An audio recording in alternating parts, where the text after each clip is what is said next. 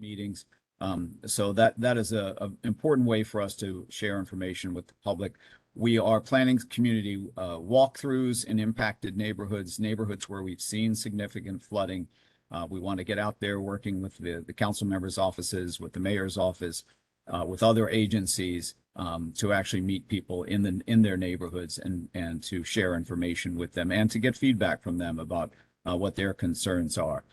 We have bill inserts. We recently did an entire insert related to National Preparedness Month. And I'll show you that in a second. There was a lot of information in that about flooding. We have our website that we use in particular, especially when there's an emergency or when there's an impending storm. We post often on social media about flooding and how people can report clogged catch basins or storm drains and other emergencies. And then obviously we work with the press on earned media and getting stories that help amplify our messages as well. Next slide. A couple examples of what we have done recently. These are both from National Preparedness Month. On the left is our homepage of our website, linking to more information about flood preparedness. On the right is the cover of our preparedness issue of our customer newsletter. And you'll see that the lead story was talking about the work of the task force itself. So these are a couple of the tools that we have utilized to communicate with our customers. And next slide, if you would.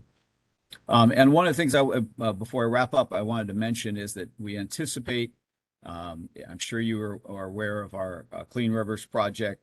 We anticipate that we're going to be doing a lot of communicating about the anticipated opening of the Northeast Boundary Tunnel, which is under construction now and is scheduled to open in March of next year. It adds a significant amount of capacity. It's built for a 15-year storm, and it will help mitigate a lot of the flooding that we've seen. But we also, as part of our messaging, want to make sure that people know it is not going to completely eliminate all flooding. So that's an important aspect for us is making sure that people understand what it will and won't do. But we're very proud of the Clean Rivers project, and so we like to communicate about it, but we want to make sure that folks get the full message there. So that's just a quick overview of some of the things we're doing at DC Water, and I'll turn it over now to DOEE for them to share some of the things that they're doing.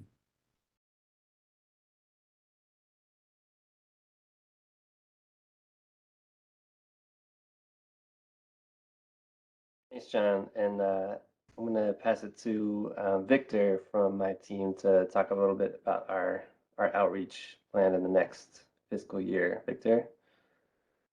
Okay. Good morning, everyone. Thank you, John, and Nick, of course. So what I'd like to do is to go over what we are planning to do this fiscal year within the district in terms of our outreach. And this is an extension of what we've been doing the last 2 years. Next slide, please. So one of the things that was really important to us when we started thinking about doing outreach and how we would do it was to assess who we wanted to talk to and what we wanted to communicate. Who was the audience and how we're going to go about doing the outreach. And this kind of, came along with the direction that DOEE has been moving in, and as well as the rest of the district in terms of considering equity. And when thinking about equity, obviously, one of the things that, comes to mind is doing that initial assessment to understand where the overburdened communities are. And some people use vulnerable communities. DOEE, we're using the term overburdened communities to identify those particular communities. So our outreach structure, as I kind of mentioned, falls into 4 components. What do we need to communicate? Where is our audience, and who is our audience, and also how we want to communicate or how we'll go about communicating our messages. Now, because DOEE is the floodplain administrator for the district, and we in some aspects of our floodplain administration program, or our flood risk administration program, we mirror FEMA's messaging, which is risk, mitigation, and then also insurance. So those are the three main communication messages. As far as our audience, we were able to identify um, folks who live in high risk areas in accordance with FEMA as being predominantly African American and also living in Ward 7 and 8, mostly in Ward 7 in neighborhoods like Hillbrook, Deanwood, Lincoln Heights. Over time, we've also identified some flood prone areas that are not identified in FEMA's high risk areas that we're also looking at and identifying as areas we need to be focused on in terms of our outreach. And so that actually talks about where and who.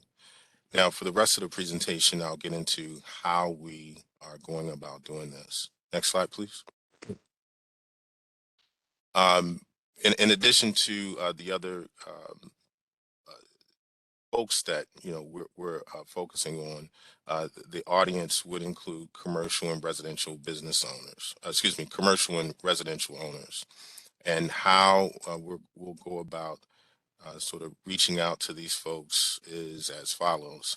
We have a biannual mailer that we send out that is similar to what John was talking about in terms of the bill inserts, where there's information uh, that talks about what to do before a flood occurs. And some of this information is echoing our sister agencies. Information comes straight from HCEMA or DC Water, so that we're all in, so that we're speaking the same thing.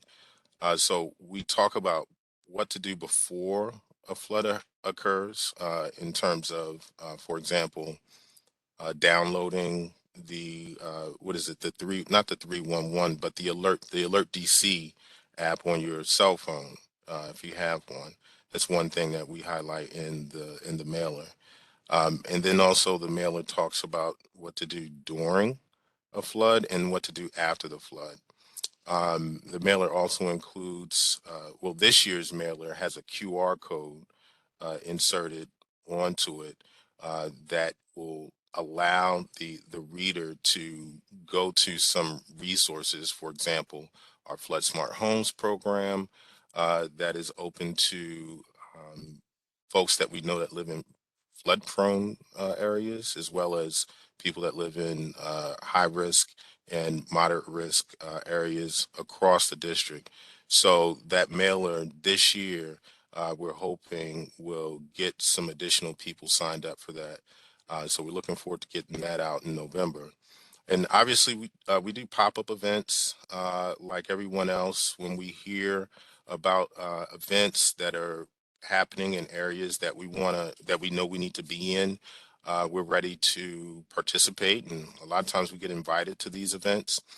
We also have been doing a little bit of canvassing. I won't say a lot, but we've been doing some canvassing in, I would say, hard to reach areas. You know, areas where we'll have some events and the turnout is low because folks are working. We understand that they're busy, and so we're looking to take that next step to knock on a door and to leave information about flood smart homes for some of the doors that where no one answers. We're using social media. I'm also excited about the use of Nextdoor. We've talked with Disby about this, and some other folks within our own agency about the use of Nextdoor and how it allows you uh, to target certain areas within the district for your message. Um, you can target down to the neighborhood level or to a ward. So we're excited about that. And so, of course, we're also looking at, or we also use Facebook and Twitter. This past storm season, what we did was I think we used Hootsuite, which is one of these programs where you can automate your Facebook and Twitter messages over the course of several months. So we had Flood Ready Fridays.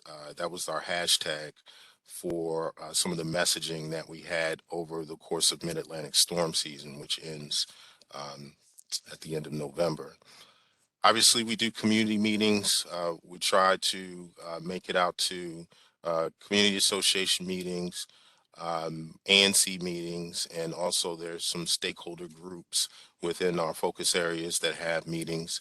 And that pretty much rounds out the baseline of what we feel we need to be doing. Not that it can't be expanded, but this is what we've identified as the very minimal. Next slide, please. Now, beyond our baseline strategy, what we've understood is that um, you know, flood risk management and just talking about flooding is, it can be a very complicated topic. Um, and it takes sort of multiple touches, multiple conversations for people to understand what the risk is, what options they have to prepare for flooding, and even what resources they have to recover from flooding. And so what what we've thought about is having intentional engagement with core partners, and we call it sustained engagement, where we partner with community groups within our focus areas, and we come up with work plans to reach out to folks in surrounding areas. Uh, but the work plan is also guided by that partner. And so the hope is that the activity and the information that is disseminated is filtered through the lens of stakeholders that are from those communities, and therefore maybe getting our message out to a wider group, but also maybe having that message synthesized in a way that is better received. And out of that, and first let me acknowledge our community partners, the Frontenac Community Enrichment Center in Ward 7 on Nanny Helen Borough. It's a great center right there that provides, they have bingo, they have yoga, and they also had some hand dancing last year, but also they partnered with us to do a monthly uh, uh, resilience speaker series where not only is the flood team at DOEE part of that, but HCMA is a part of that. Then also urban sustainability, also a program within DOE is a part of that. And these speaker series are every Thursday of the month, and we rotate the Thursdays. As a matter of fact, last night was one of DOE's nights, and we talked about flood insurance. So that's one of the things that we're doing on an ongoing basis right there in the community. Um, but we've also, well, and it's interesting because out of though one of those events came a conversation about ACAD, the Academy for Construction and Design. It's basically a program that offers high school students the opportunity to get some certifications in design. And we brought we brought the knowledge of that organization to the DC Silver Jackets and put together a proposal where we would incorporate some flood design curriculum into what they're doing at ACAD.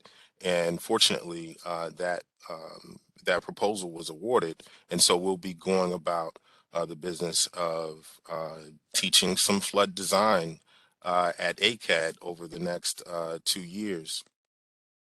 Then there's the Anacostia Parks and Community Collaborative. We've had some focus group meetings, and I'm really excited about the Flood Ready Youth Workshops that we've put together with Brenda Richardson, also working with urban sustainability within DOEE.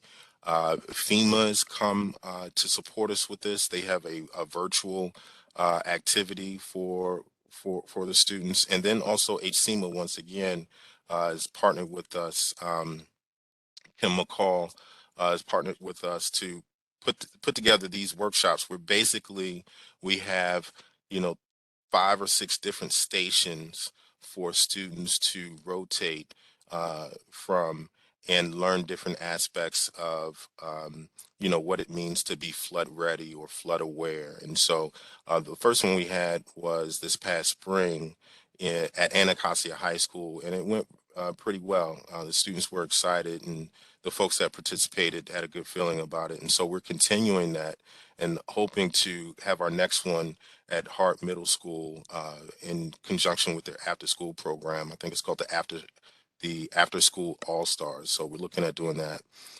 And I want to wrap up here. So I'll try to get through the rest of the slide quickly. We also want to really highlight this next part of our sustained engagement plan, where we're realizing that, again, sort of probably the best speaker or the best person to talk about flood risk to a community is someone that's from the community. And to have DOEE work with that partner as a quote unquote subject matter expert and providing the resources and showing the resources that are coming from FEMA and DOE and DC Water and so on and so forth. And so we've gotten some funding from FEMA through the Cooperative Technical Partners grant to basically fund some community organizations, community-based organizations, to partner with us to echo some of the messaging that I talked about earlier. We have tremendous work going on in Southwest, and also we're doing some Ivy City planning that Nick might be able to expand on as well. I don't know if you want to jump in here, Nick, or No, why don't you keep going? Because I okay, don't want to spend too much time on right, okay, all right. Next slide. Here's just an overview of some of the materials that we use while we're engaging folks in the community. There's a real cool flood simulator. It's made by Ward, this Ward company. It basically is a model that allows students to simulate floods based on different surface conditions, whether you have, a grassy condition or a parking lot, and you see how the water that runs off of these two different surfaces impacts communities downstream. It's really cool. And we also have videos that we can share with community members. And the good thing about the videos is that they include interviews from people in the community, and they're only 30 to a minute and 30 seconds long, so they're real short. I talked about the mailer, and then we also customize flood maps for folks. So, for example, we worked with the Valley Terrace. They're not a legit or an official community association. They're still getting together, but the Valley Terrace community, and as you can see in the lower left-hand corner, this is a customized flood map to show folks in that community exactly which homes or which part of their community is at most risk to that large scale flooding, that 100-year type flooding. Next slide, please.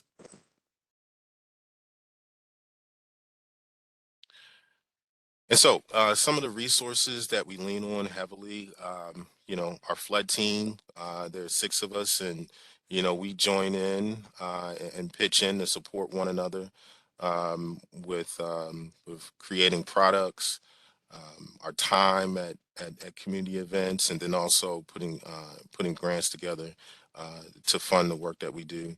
Our partnerships within DOEE, I mentioned urban sustainability, and there's some other programs that we work with and lean on heavily to support what we're doing. Interagency relationships, I mentioned HCMA, also DC Water and DISB. And then I also mentioned how we're getting some federal assistance to help support some of the things that we're doing as well. So I think that's it.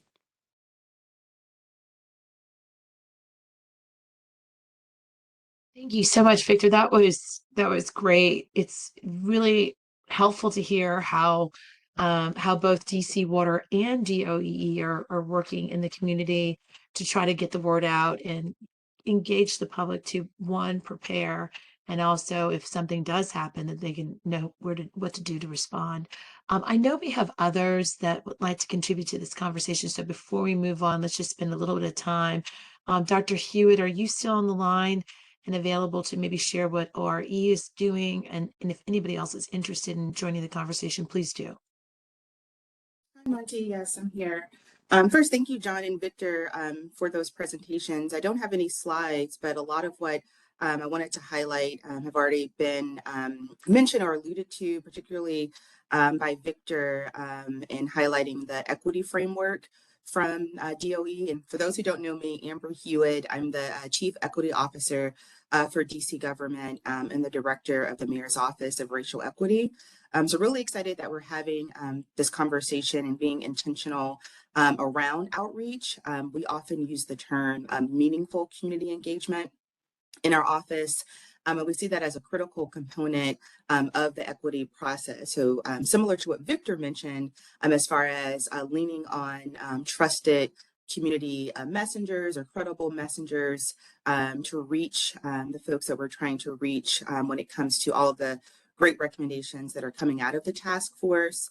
And I just wanted to highlight a couple of points or react to a couple of points that are in the Action 8.4 around coordinated outreach to limited English proficient and non-English proficient communities. That's something that we pay close attention to within the Mayor's Office of Racial Equity. And as it's mentioned in the equity component of that part of the plan, leaning on the Mayor's Offices of Community Affairs. So I wanted to highlight that. And I also want to drop a resource for those who may not be aware of our website. We have several resources, and what I just dropped in the chat box is a link to our resource guide on meaningful community engagement. And I think there'll be a helpful framework to keep in mind as we get closer to executing the outreach plans. So that document highlights several other principles that I think are worth mentioning around as we're engaging community, understanding racial and historical trauma, the importance of prioritizing trust, because we know that authentic community engagement can only operate at the speed of trust, and also recognizing perhaps missteps or opportunities on behalf of district government and agencies, as well as making sure that information is accessible. So going back to that language access piece, and then just being aware of positional power. So as we're engaging communities, recognizing that we're going in as representatives in many cases of district government and what that may mean. So being aware of positional power and power sharing. And I think on one of the key considerations that John mentioned was around how often we should engage. So thinking about how we can build a consistent and inclusive community presence, and also communicating back to community how their input has been incorporated. I know we've been doing that throughout this process and having these meetings open and recorded and uploading all of the materials in a transparent way. And the last thing that I'll mention, one of the principles or best practices of meaningful community engagement is around engaging with cultural humility and respect. So I just wanted to offer that as a guide as we develop our and continue to refine our outreach efforts. So Monty, thank you for allowing me some time. Thank you. Oh, this is great. This is exactly what we've been building up to. I think that everyone is very engaged and open for that, what you call is very appropriately meaningful public outreach and education engagement. So we're all going to continue to look at our plans and see how we can make sure that we are incorporating your tool guide right now that you've put into the chat. And we'll make sure that's on the website. And then I think we're going to have to transition to our next slide in order to keep time here. So if others have ideas or thoughts and would like to take this offline, we'd be happy to add it to an agenda item at a future meeting. But for now, we are going to just feel proud about how we've presented the first blush of what we're going to be doing as a coordinated effort from the task force. Hey, So Monty. thank you, everyone. Could I just want to jump in with one thing. Sure, please. We didn't get in too specific on some of the locations where there might be some infrastructure project planning, design, and things happening, but we do want to know where other agencies, may be working in the coming year, especially so that if there is any overlap of projects, we know what each other are doing and can plan accordingly. So yeah, so if others could provide information on where projects are happening or where you're going to do outreach or how you're going to do outreach, I think it's really important so we can have all that coordinated. Lauren, if it's okay with you, I think we can add that to another agenda item to kind of drill into project coordination and outreach efforts. I think it will make it highly efficient because I know door knockers are expensive. Canvassing, as DOEE has ambitiously proposed to do, is it's a time consuming thing because you don't just go to one door and think you're going to get in and out quick. It could take you a very long time to spend time to make sure that that resident understands everything that's being presented. So that would be fantastic. We'll put a note to make sure that we address it in more detail in another meeting. So great. So budget priority, Meredith, keep your screen on because we're going to get into talking, extending our conversation on budget priority.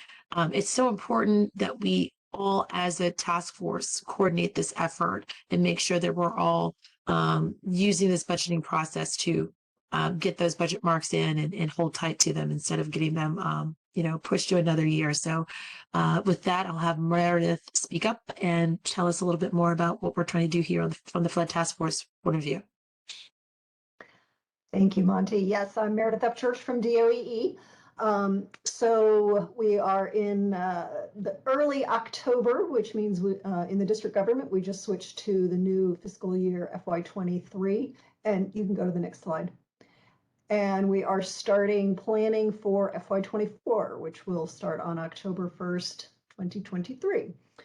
So all district agencies are starting agency budget planning now or have been.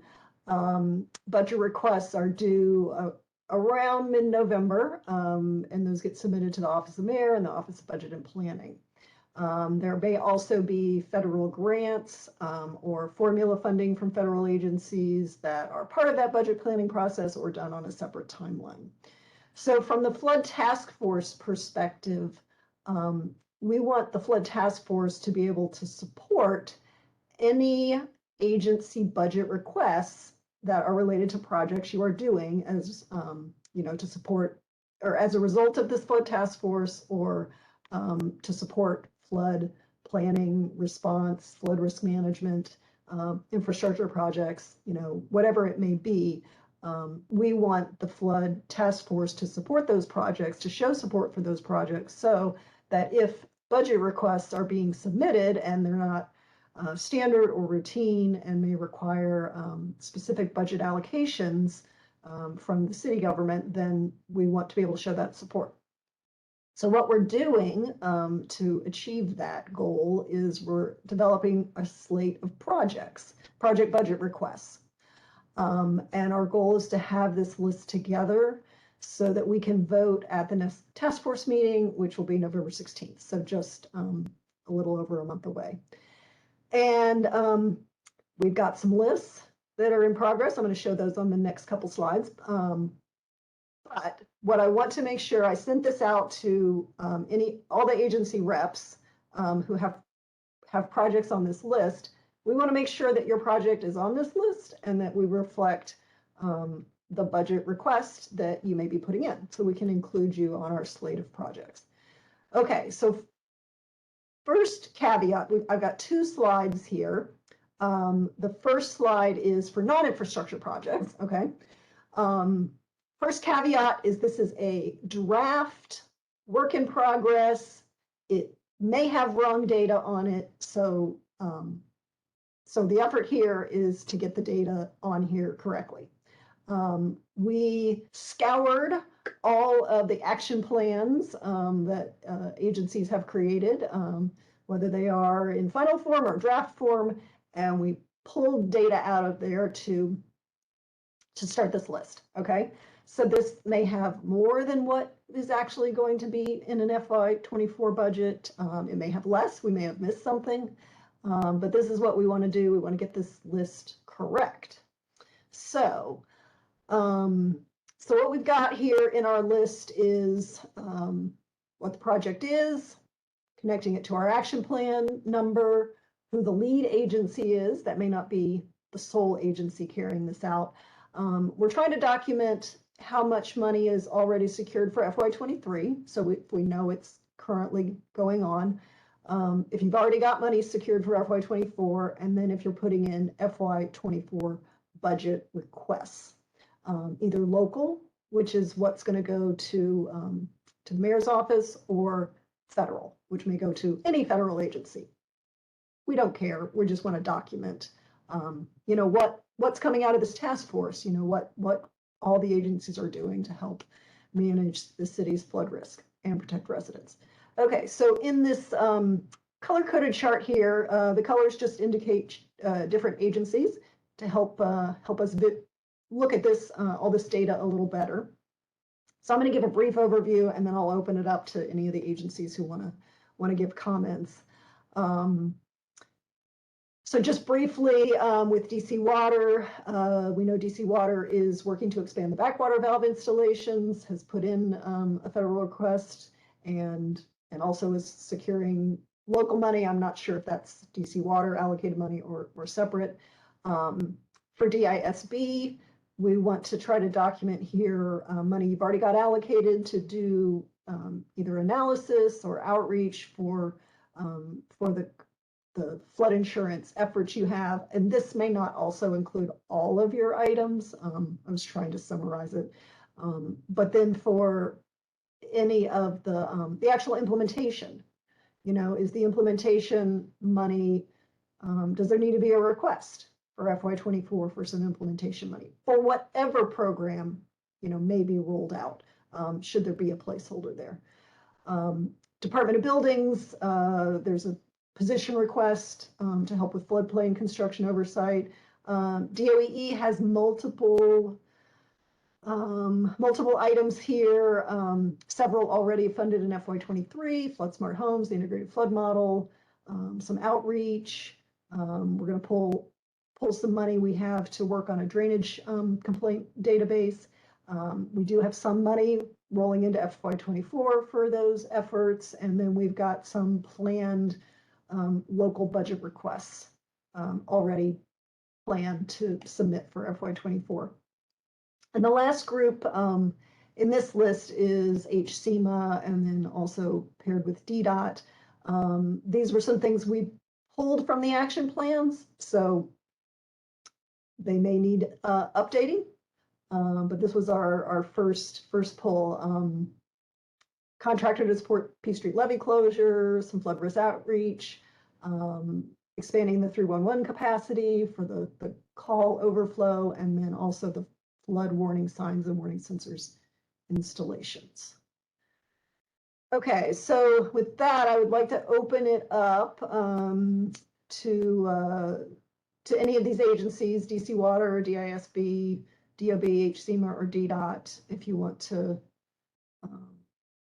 add to this, comment, correct any of these items on this slide.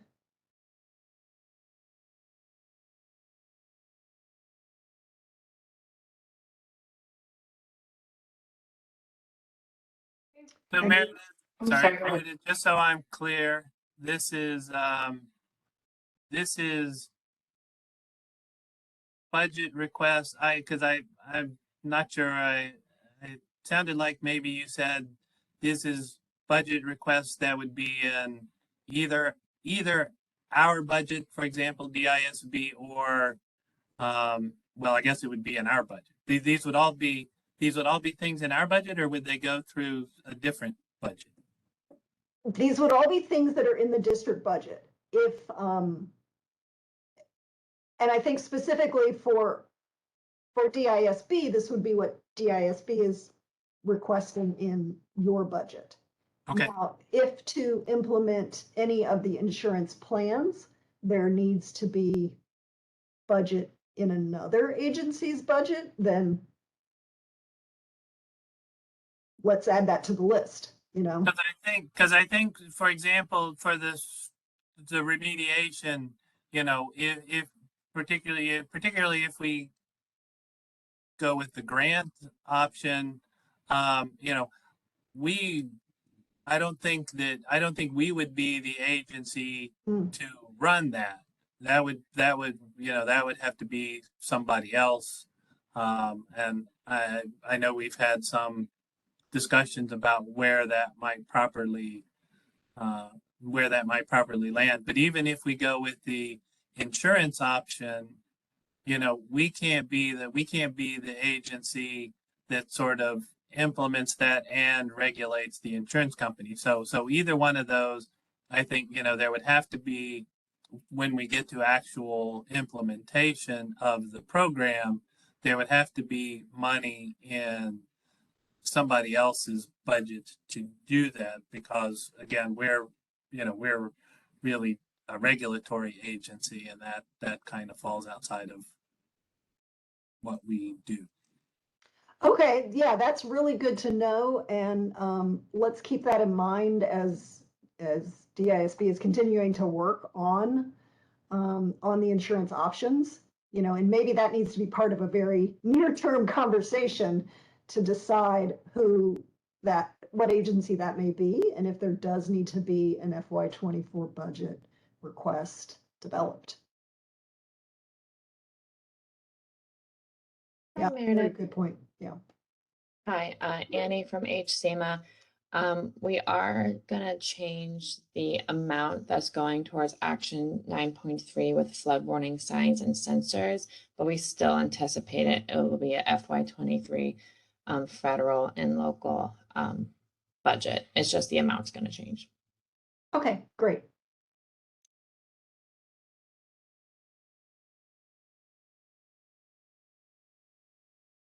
Meredith, is there a way, will you send out this, It has this been sent out. estimated- Okay, Yep, it was sent out this morning. Sorry, just okay. not too much before this meeting, but yes, it has been sent out Right. to our agency partners through email.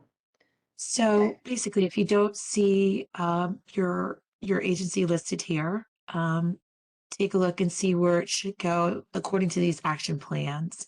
And then if you're, like HSEMA just said, if you have an adjustment, please make the adjustment here so that DOEE can see it, because right now we're keeping the running list for the task force. And it's being held by DOEE, Meredith and her team. So Meredith, is that enough for this section, or can we?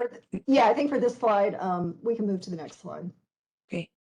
Okay, so this is our infrastructure project list. So this is actually building building a project to help protect from flood risk in various areas.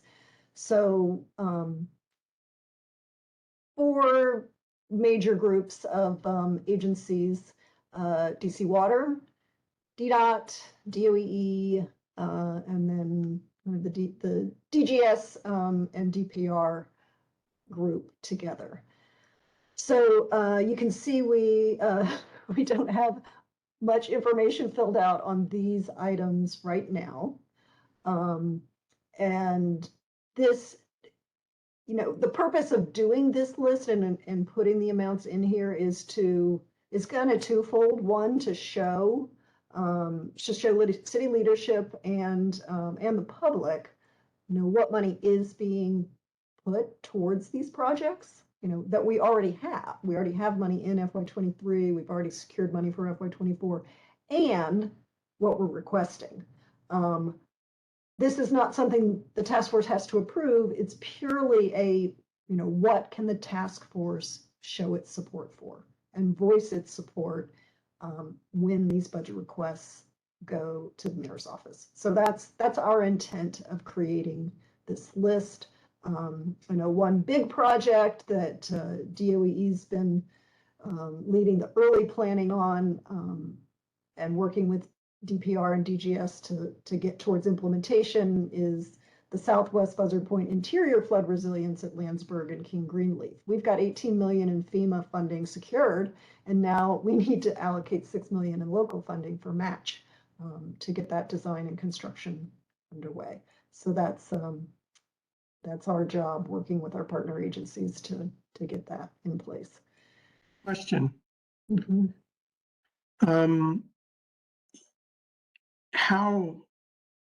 How do you communicate, looking at this list, how do you communicate the impact of each of these projects? You know, we talked about outreach, but I mean, just to take an example, sewer system rehabilitation CIP for flood reduction.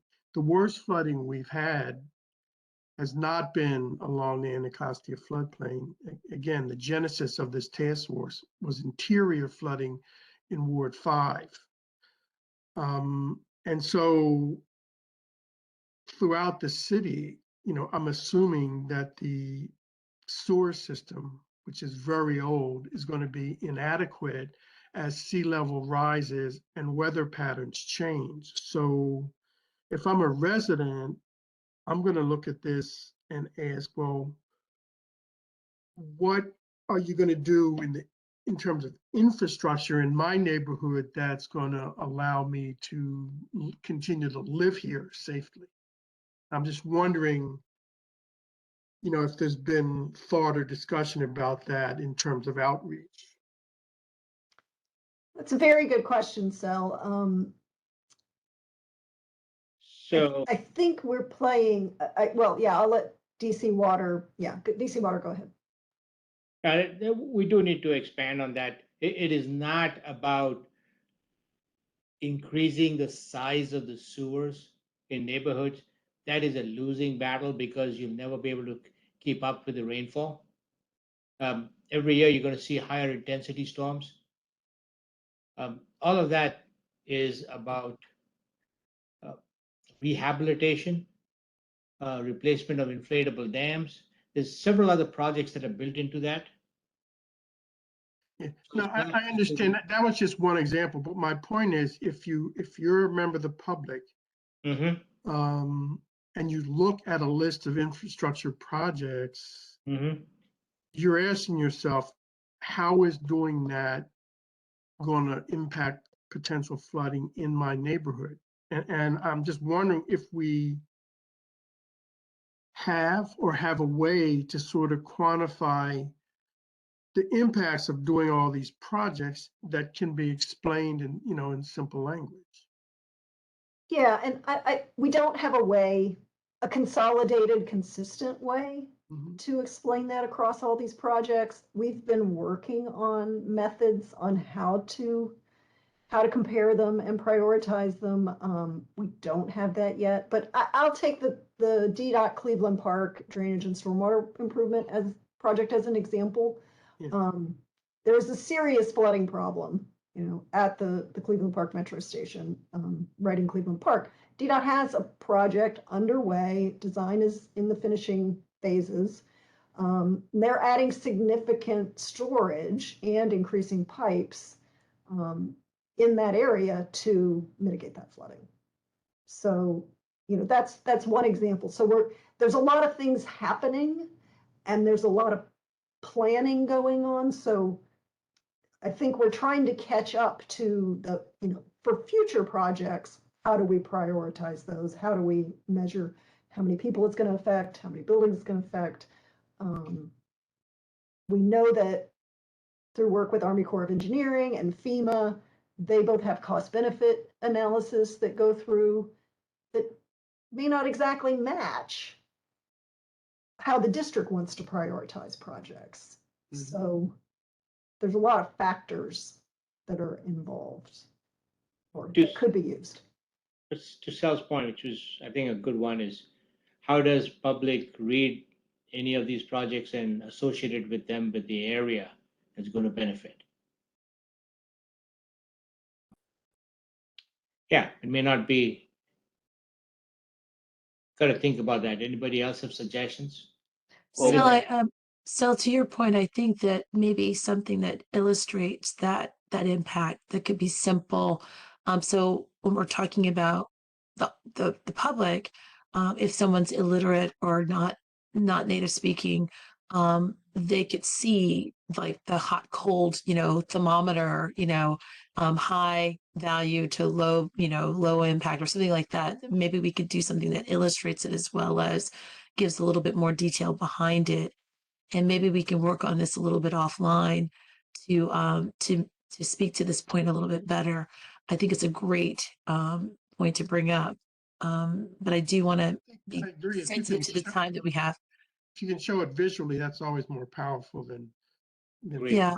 yeah. I'm thinking just like a line that has, a high impact on one end and what that definition of high impact is, and then low impact, and or using different words to make it more clear, because low impact in green infrastructure means something different from a flood low impact. So in terms of funding, so I think that we can work on that offline to present something that might be hitting that point a lot better.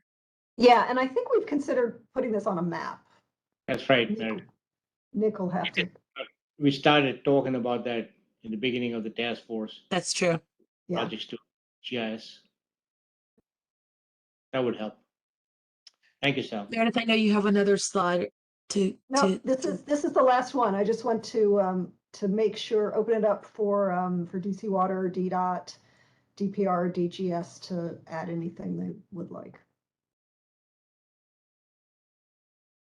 No, this has to be a living document, because Mhm. every year projects get added on. Sometimes they get pushed out. Sometimes they get accelerated.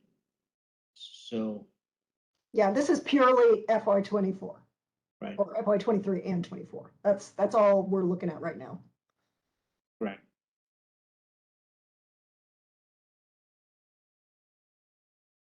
Yeah. Sorry, this is Emily Sorry, from it's the okay. Office of Racial Equity. Yeah. I just wanted to. Can you speak up? Yeah, sorry. Can you hear me okay? Yeah, that's much better. I just wanted to offer that I'm actually the budget person for this cluster. And so when it comes to like the Form 2 and filling out the justifications, if there's ways that I can be helpful, like if you get stuck on the racial equity justifications, please let me know so that I can be helpful, because the stronger the application, obviously, the stronger that we can advocate. Great, thank you. Any other comments to add? I just wanted to reinforce the point here, which is, we've kind of put this all together in a spreadsheet, but this is just our spreadsheet. This does not go into the budget unless you, the agency, puts it into your budget. And Right. so, like, I know for DOE, we just got a request from our management that we need to submit the FY25 enhancements, 24 enhancements. 24. But 24 enhancements by, it's like sometime next week. Every agency will probably be a little bit different, but like to be specific, like I know for DOE, we want to be asking for more money for flood smart homes. So we DOE need to put in our budget enhancement request that goes through our management, which goes to DEMWA, which goes to the mayor. So for, if you're seeing big projects on here that you need money for in FY24, you guys need to be submitting this project. But the good news is when you put in the justification, you can highlight that this is a project that the task force supports. But this, like, just because you see it on the screen does not mean it'll make it into the city budget. You guys gotta put it there by yourself. Yes, thank you, Nick. Okay, I think we can close up our budget discussion. Move on. Thanks, All everybody. right, great. Thank you so much, Meredith, and thank you for everybody and your ideas. And Emily, that's wonderful to give a little boost for everyone to help sort things out before it hits your desk officially. So that's great. All right, so we're going to get into our funding survey responses. Nick and his team has some things to present, and we're excited about the participation that we received. So thank you everybody for responding. Yeah, actually, I think we're going to turn this over to Barbara from DC Water. The DOE team, especially Lily from my team, helped actually like behind the scenes get the. I'm so sorry, Okay. Nick. I was looking at Right. you and I thought it was Barbara, but then I thought you were Yeah. giving me some kind of visual cue because No, we're no, not in no. the same room. So, okay, sorry, Barbara from DC Water, Barbara Mitchell. Hi, everyone. You all know I'm Barbara, Assistant General Counsel at DC Water, and I like to just jump right in. Thank you for all of the responses we got. I believe we got 19 responses. As you can see, 19. Very happy to see that robust participation. And if you did not actually submit a survey, please participate today. I have a couple questions for you. And so we'll go to the next slide. So please note on the top of your screen, the 3 ranked funding priorities that you highlighted were most important to you.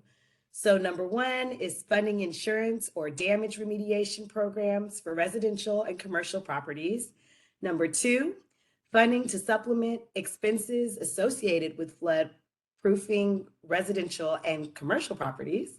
And number 3, funding large-scale projects, including blue-green infrastructure. And obviously it's great to see the winners, but I do want you all to kind of note the ones that are outside of that blue block for our later discussion and some of the questions that I have for you. If we go to our next slide, we can now see the 3 most achievable funding types. And number 1, appropriations and rainy day funds. Number 2, bonds.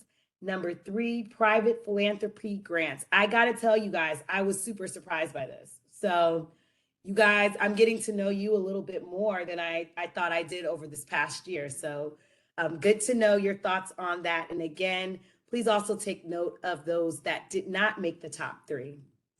Let's slide on to the next slide. So you'll now see on your screen the funding types ranked by most ideal for the district. And those really mirror the slide before, but there's like a slight difference in the order there. So appropriations, actually these ones are exactly the same. So appropriations, rainy day funds, bonds, and private philanthropy. Good to know. Next. So our next slide shows you the funding types that are best suited for your agency to facilitate. And it appears that the top 3 are, again, appropriations, private philanthropy, and bonds. But again, this time it was in a slightly different order. And number 6, we can see now the best way to support residents and businesses related to flood readiness. And your top 3 options were, or are, 1, building infrastructure that can better withstand storms. Number 2, enabling residents and local businesses to become flood ready with educational resources. And number 3, providing more temporary and emergency community support, including sandbags, flood barriers, or temporary draining mechanisms. So with that, I'm going to try to interpret the results as I understand them. And this is, of course, a conversation. As you participated in the funding survey, I might be saying something that does not really reflect what you thought. And so at that point, I'm going to need you to raise your hand and discuss it with me. So as I said, it appears that appropriations, rainy day funds, bonds, and private philanthropy or grants are the funding types that most agencies feel comfortable pursuing.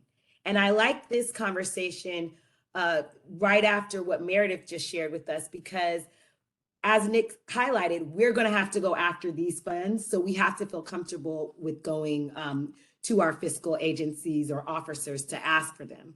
Now, I know that DC Water, and I say this all the time, is an instrumentality of the district. So we have a little bit of a different approach. But for the executive agencies and other independent agencies, you'll definitely have to tap in with your OCFO liaisons, unless you feel comfortable pursuing bonds on your own. I personally don't. So I think we'll have to definitely get with our OCFO liaisons, or you will, to make sure that we can understand these funding types that we've selected. So one thing I wanted to highlight is that it also appears that there's a slight difference on what we think we should focus on for funding and what we believe will best prepare the public for flooding. So for instance, the flood survey question focuses on insurance, funding to supplement floodproofing, and funding blue-green infrastructure. And I want you to juxtapose that with how we responded to the question about supporting residents and businesses for flood readiness. While infrastructure was one of the items which obviously could be funded by bonds, and we ranked those high on both survey questions, I did also notice that when it comes to how to prepare residents and businesses for insurance, that piece was just outside of the top 3 ranked choices. So for that question about how to best prepare folks, it appeared that educational resources were more important, while it was 5th when we looked at the general funding priorities. So I know that was a lot of words coming at you, but there was just a slight difference when it came to what we talked about: insurance, which was the funding focus, and how to best prepare residents and businesses for flooding. And so there was a little bit of a difference there. So with that information, I wanted to understand what the group kind of was going for there. So this is a question, so prepare yourself. So does that mean to you, when we talk about those educational resources, since we did not put them in one of our funding priorities, but we know that it's important to prepare folks with educational resources for flood readiness, does that mean that your agency can absorb funding related to public education? And I need some feedback here. So let me know if you, when taking that survey, felt that your agency could likely absorb public education.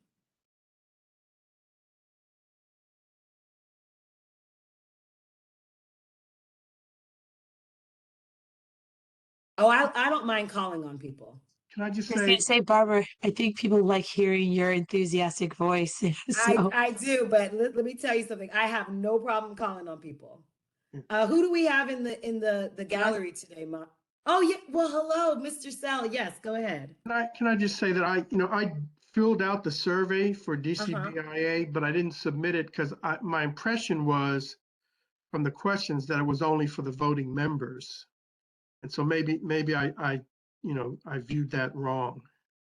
You know what? I think your deferential instinct is correct. It is something that the voting members have to feel comfortable pursuing. So from the outside looking in, I think you might say, hey, you should easily pursue this, or this should be the priority. And we want that feedback right now. So I think that it's great that you're here to kind of give us that feedback. But I do think your instinct was correct.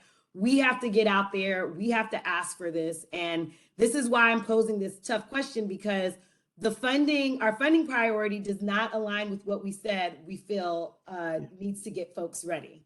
So I am asking again, if the public education piece, which was not a top 3 of our funding priorities, but was in the top 3 as it relates to what we believed we needed to do for folks to get flood ready, what do we believe about that? Do we think that our agency can absorb that funding, or maybe your idea is that that should come from appropriations? But I do want to hear from the members, because I do think it's important.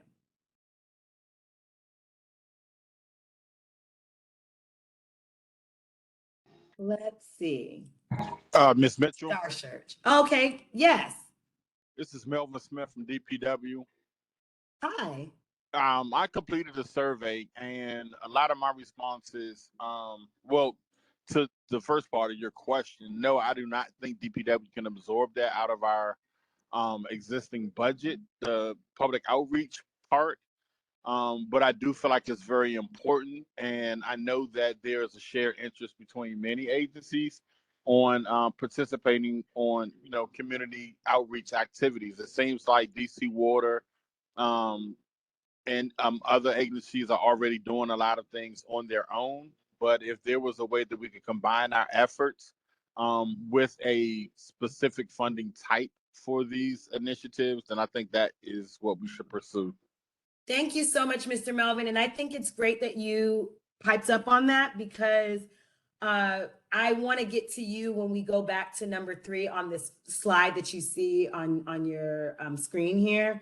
Because I think when we talk sandbags, everybody looks at DPW. I just gonna be honest with you. So I want to know if that's something that you're like, hey, we gotta have some money for that. We don't have that. What's going on there?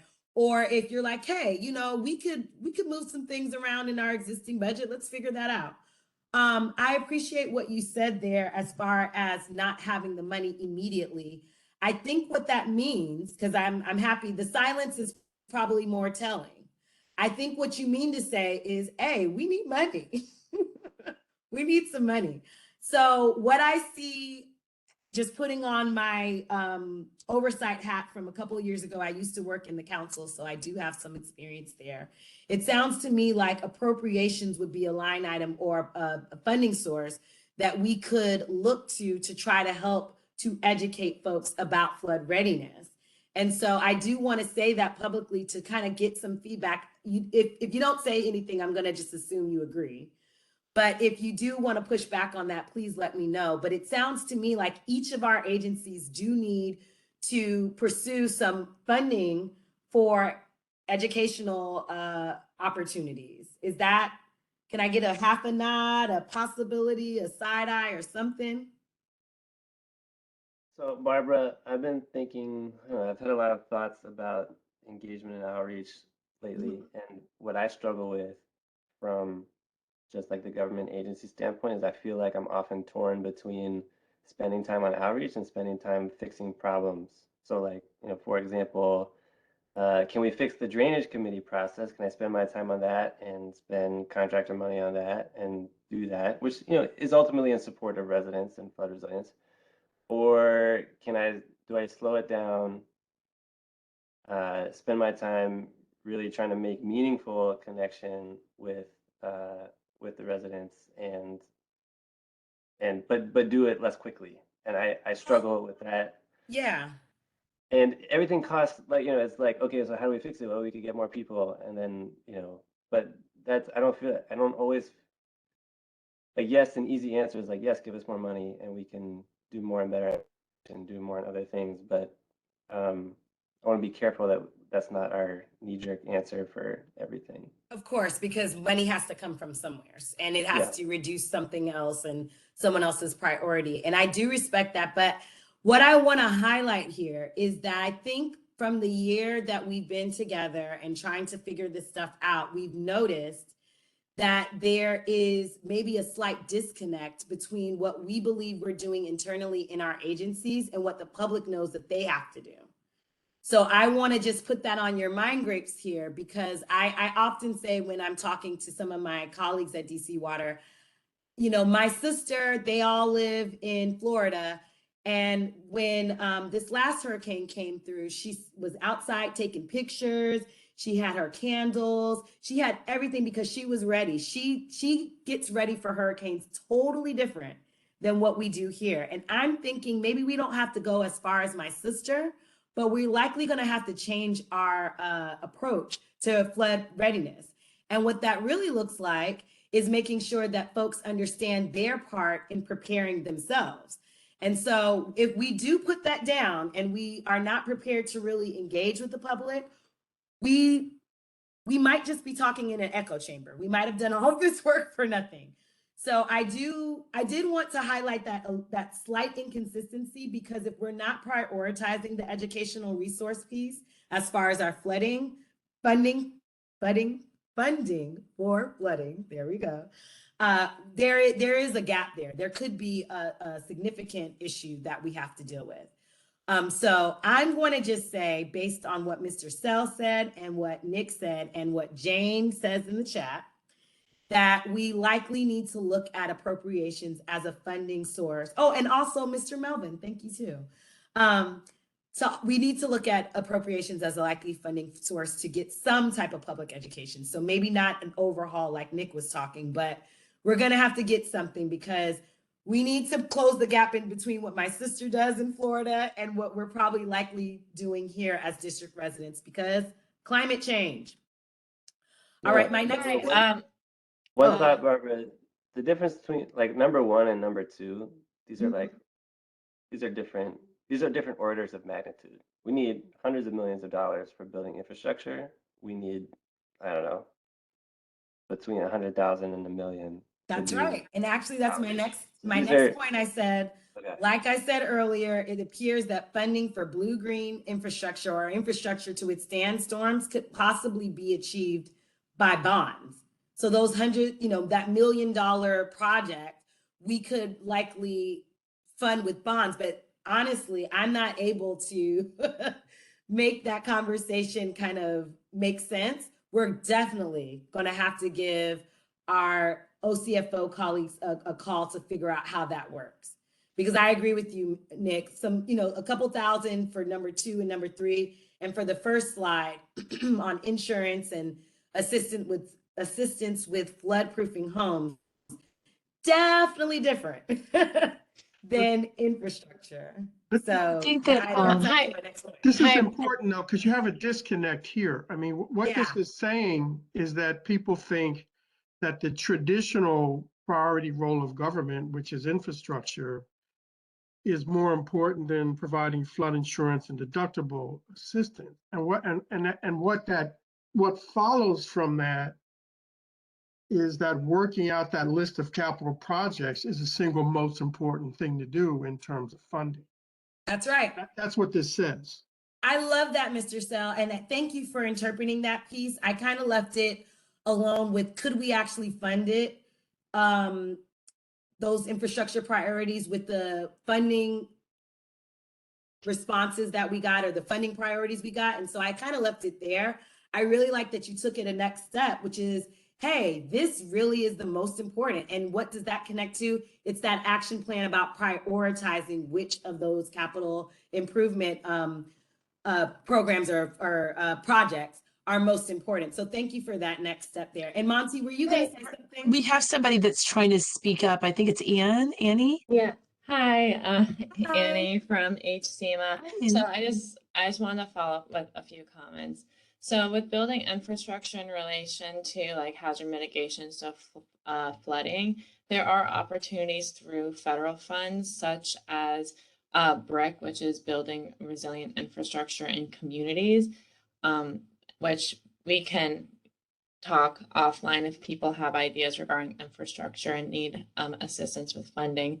But related to your point of getting residents more prepared, and there's essentially a gap between how we communicate and how they're inferring that communication. That is a gap that HSEMA has noticed, and we are able to use some of those federal funds from FEMA. And we are working a campaign called our Ready DC campaign, where we have our Ready DC website where we kind of educate the public.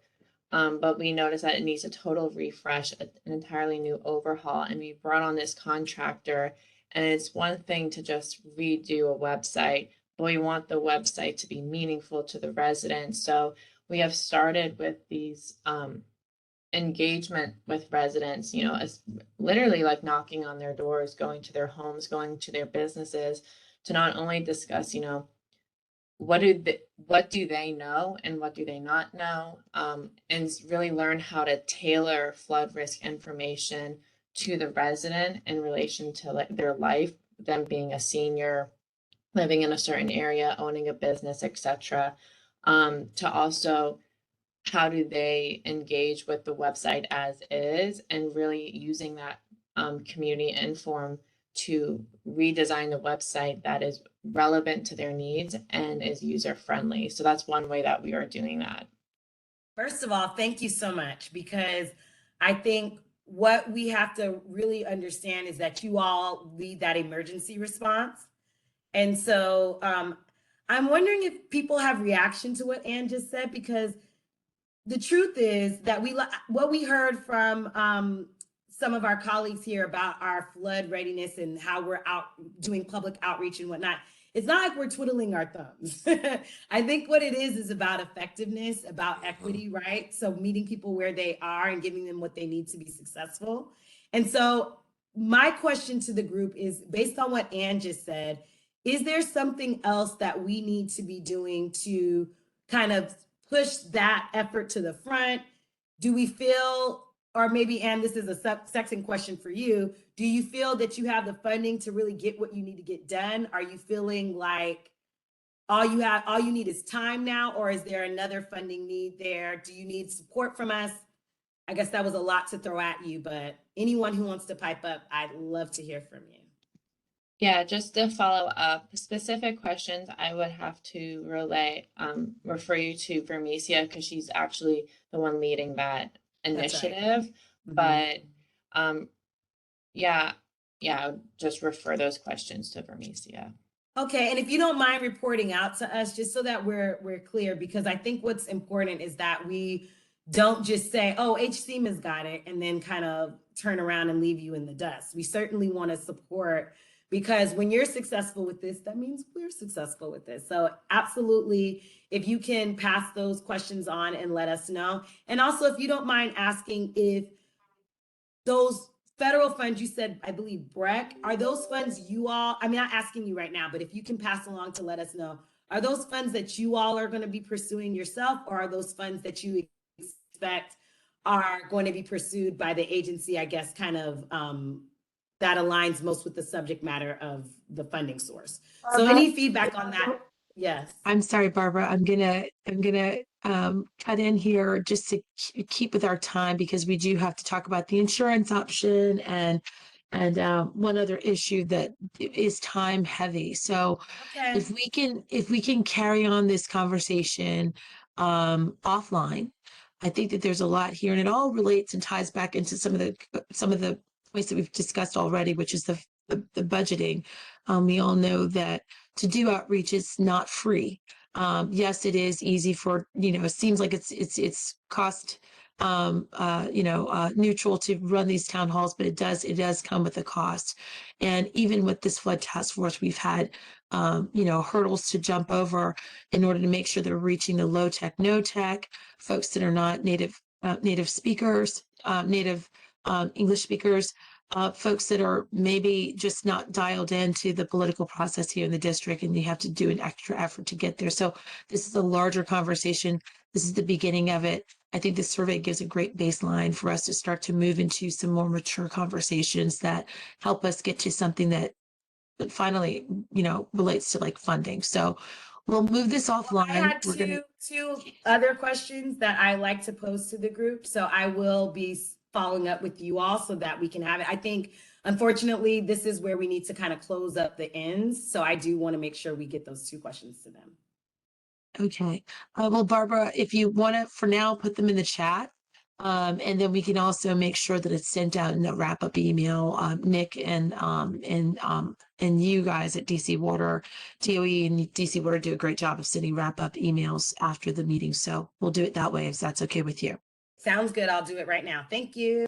Thank you. Okay, so we're going to move the slide deck forward to the next section. We're going to bring up, I believe Disby is going to talk about the insurance options. And of course, there'll be conversation there.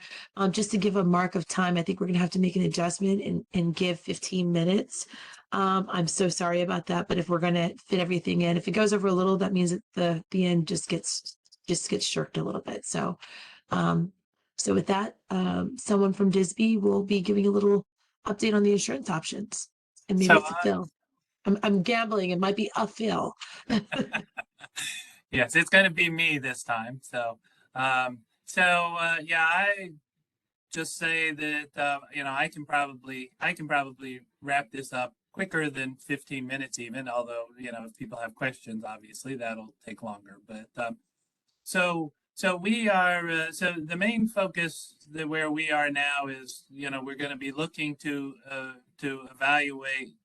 We submitted sort of alternate proposals for remediation, which is probably the biggest project that we are pursuing is you know, getting money to people right after a flood to help them. We identified two potential ways to go about doing that. One through the use of grants, one through the use of insurance, and so we, you know, both of those have been exposed as sort of one item.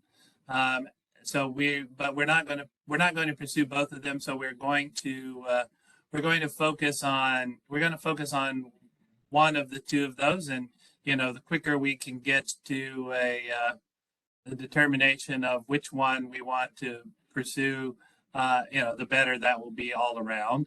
But in order to do that, we identified a few criteria that we were going to look at. First, complexity of execution. Second, goals and objectives. Third, cost. And fourth, impact. And, you know, again, this is out for, I guess this is currently out for comment with the task force, then it'll be out for public comment. So, you know, we look forward to getting feedback on the proposals, particularly, you know, feedback that will help us evaluate which of the two to proceed with. And you can probably go to the next slide. So really, just to discuss the complexity of execution, we have been doing work on this. So, you know, we have identified some similar programs, nothing identical to what we're trying to do on the grant side, but there are similar programs. Most notably, we did talk to the people in Rockville, Maryland, where they have a program that, and we learned a lot from them that could help us in the grant option, and so you know, so that's been helpful. But these other questions are, you know, again, the kind of things that we're going to look at as we try to come to a decision on which of the two options to pursue. I will kind of throw in that, you know, we have kind of identified and we're in the process of sort of formalizing the, you know, sort of the I'll call them the benefits and the obstacles of the two options. You know, there are some clear opportunities that work better with one than the other, but again, there's also some disadvantages. Most notably, you know, I would say the grant option is one that would be run by the district government, so that would take a lot more resources, district government resources, and as I mentioned earlier, those resources are not generally going to, we don't think that those resources would generally fall in the Department of Insurance. They really kind of fall outside of what we do and more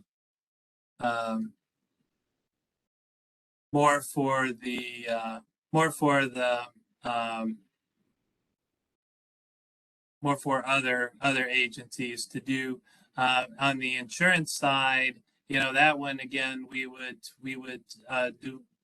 move a lot of the administration to an insurance company, but we've not identified any similar program to the insurance option that exists anywhere. So, you know, we have to see if that's even viable, if we can get an insurance company interested in doing If you can go on to the next slide.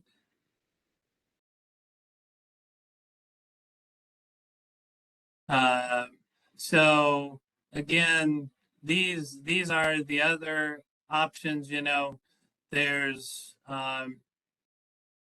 we kind of think that you know, while these are kind of nip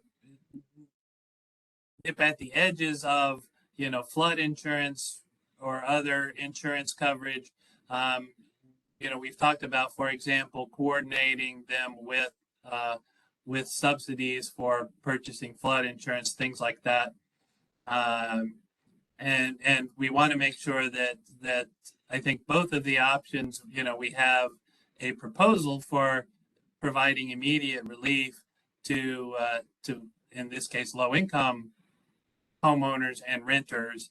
But you know, we will need to make sure, you know, we've had some discussions about the logistical efforts involved, and you know, just how quickly through the two options we can get the information made of, you know, we can get the funding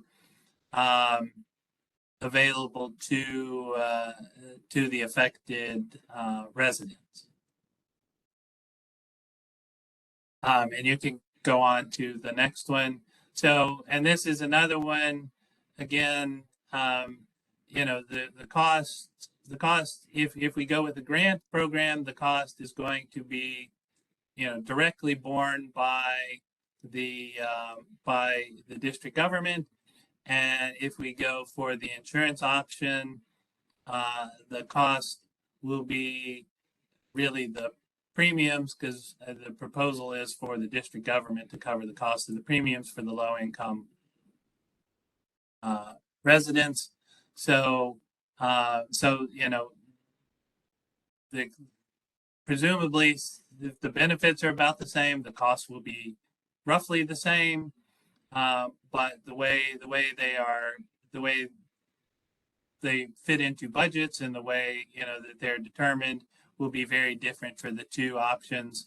You know, again, if we go with a grant program, there will probably need to be some employees added somewhere in the district government to handle the program, unless there are existing resources that could add this to their portfolio without needing additional staff. But that's since those FTEs again would likely reside outside of DISB, that's the kind of stuff that we need to figure out.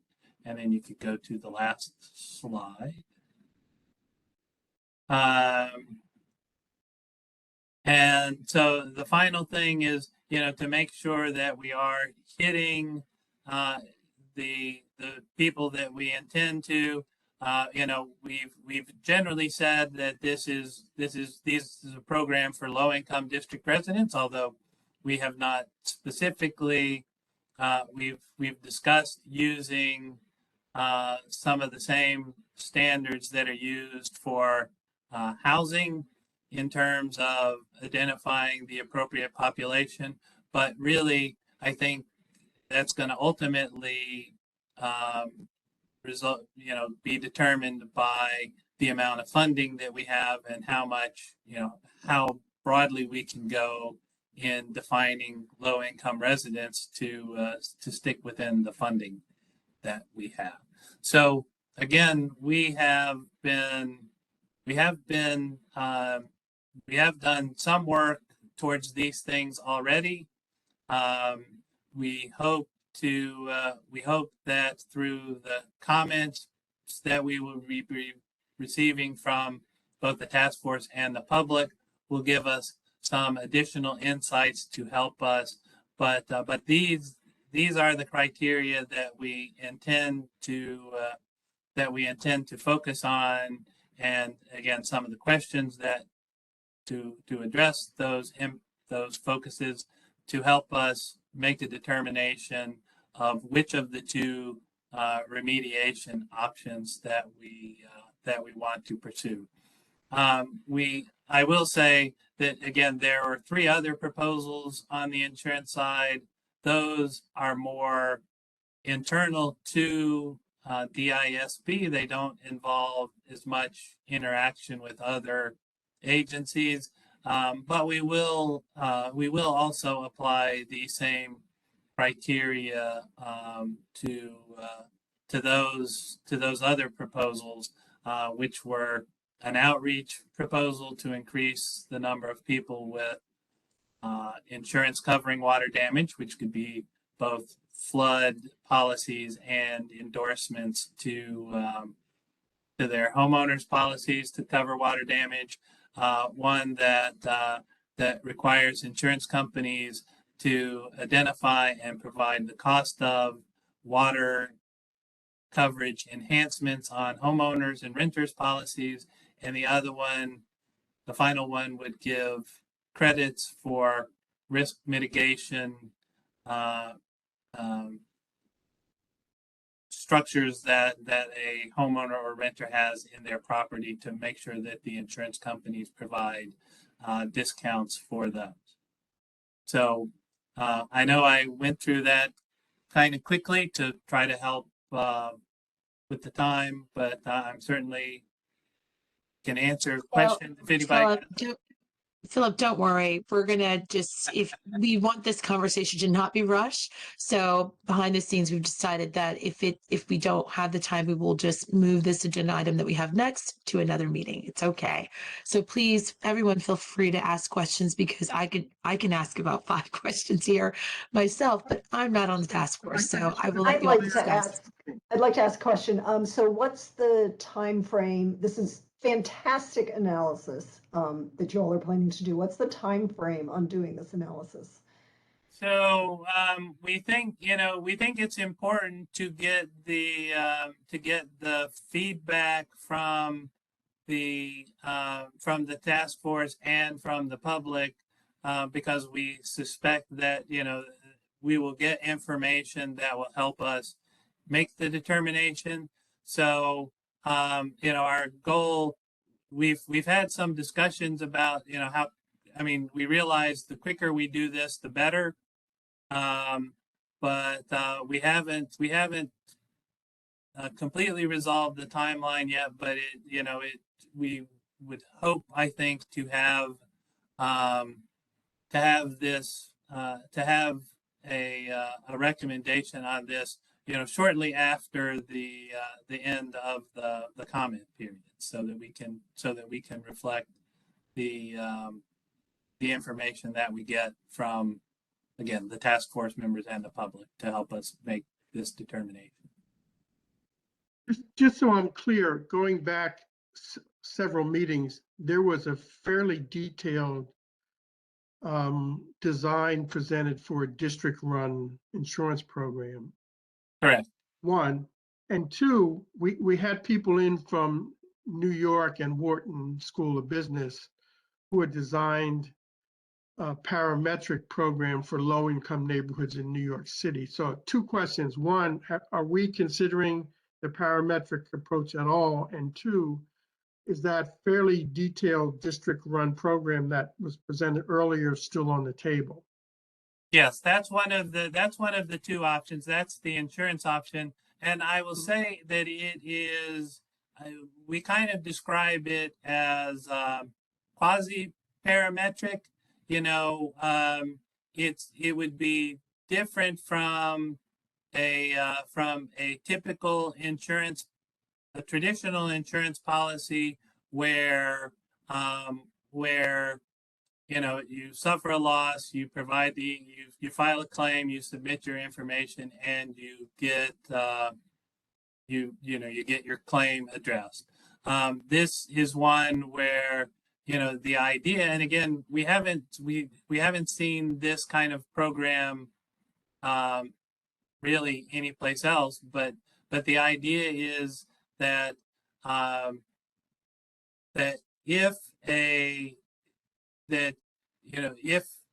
when there is a water damage event that some part of the district government would identify specific residents that were adversely impacted by the water damage event. And if that is one of the low income residents covered by this program, then they would get immediate payments without having to document the losses first. So the idea would be to get some payment to them. So it's not entirely parametric because it's not based on some independent metric of what triggers the payment of a loss. But what triggers the payment of the loss is kind of the identification by some element of the district government that this property was adversely impacted by a water event. Does that help, Sal? Yep.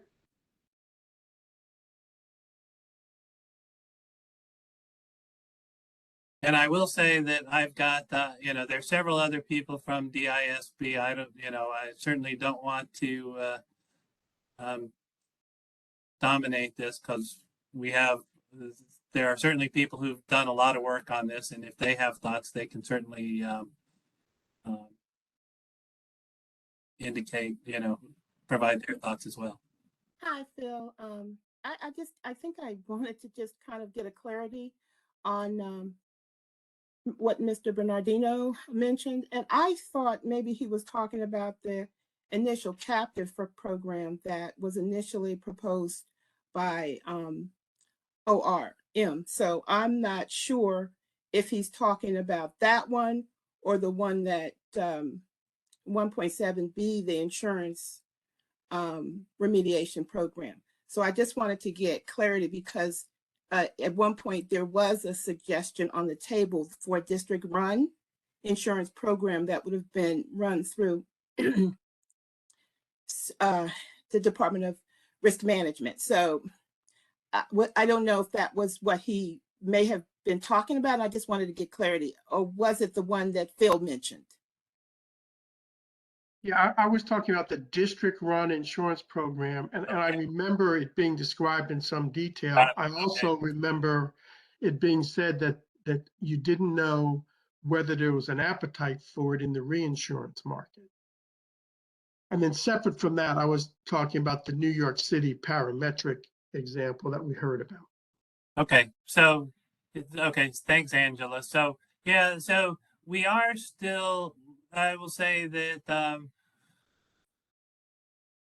we in DISB are still doing some evaluation of the potential ways to provide more comprehensive coverage through a captive or otherwise. I think we're looking at a captive as a way to do that.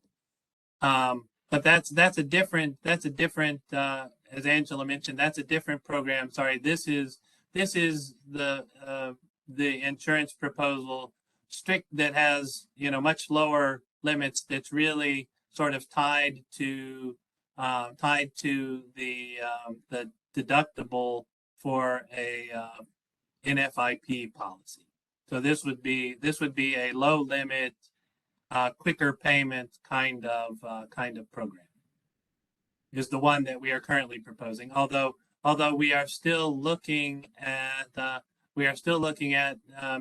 it might not we might not make it through this iteration of the flood task force to move it forward, but it's something that we're still investigating. And certainly, if we find a way to make that work, then we certainly could continue to move forward with that.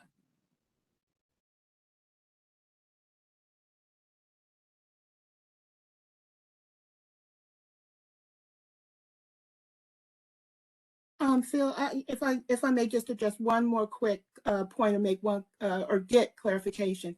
I think when we talked about the budget, I think it's important that we distinguish between the administration and implementation and maybe the development of the program. I think certainly we would need money from, we could request money from our side, DISB side, if we need to, for the feasibility studies and development of the program. But as it moves into implementation and administration, that may be, could be handled from a budget of another department. Thank you. Yeah. Thanks, Angela.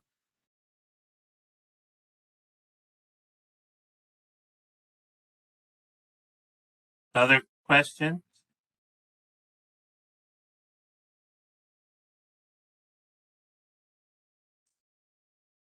Well, Philip, thank you so much. Are there any more questions? We don't want to stop the flow of the conversation. We do have about 6 minutes left, so we can talk through the end. Okay. All right. Well, this was great. I feel like I don't even know if 2 hours was enough for this meeting. Looks like we could probably spend another 30, 45 minutes on some of these topics. Nick, why don't we go ahead and save this for another meeting so we're not running through it. I know that you can do it in 5 minutes, but I don't want to rush through, especially if there are questions. Is that okay?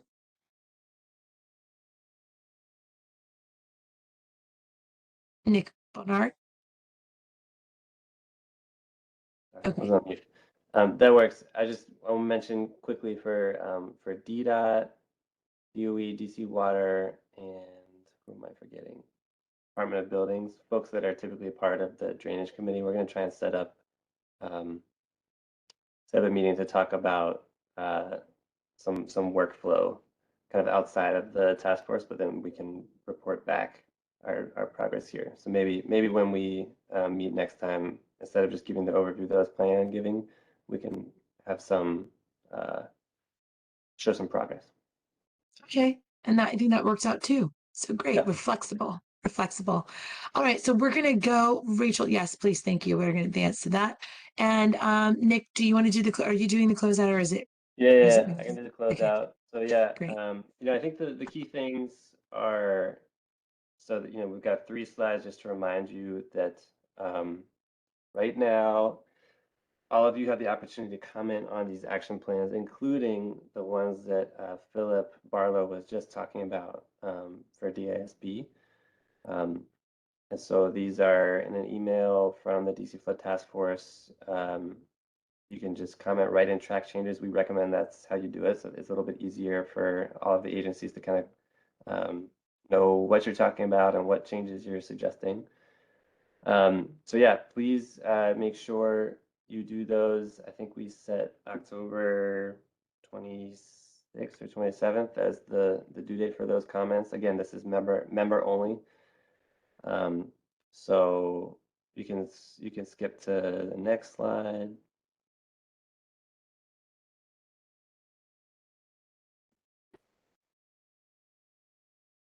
So there's after this is one more slide, but we've got action plans regarding process improvements, mapping interior footing areas, P Street levee closure, so a bunch of different things. And then the last slide is a couple of HCMA action plans that you can comment on as well.